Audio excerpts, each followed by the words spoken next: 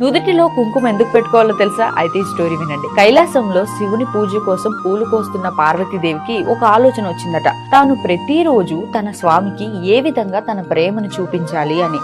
స్వామి తన వైపు చూసినప్పుడల్లా తన ప్రేమ తెలియజేయాలన్న ఉద్దేశంతో కొంత కుంకుమను తీసి నుదుటిన దిద్దుకుంటుందట. అయితే ఒకరోజు గమనించిన శివుడు ఒకరోజు పార్వతీదేవిని అడుగుతాడు, దేవి, నీవు ఈ కుంకుమని నుదుటిన ఎందుకు ధరిస్తున్నావు అని. అప్పుడు పార్వతీదేవి, నా ప్రేమను మీకు నిరంతరం గుర్తు చేయడానికి స్వామి అని బదులిస్తుందట.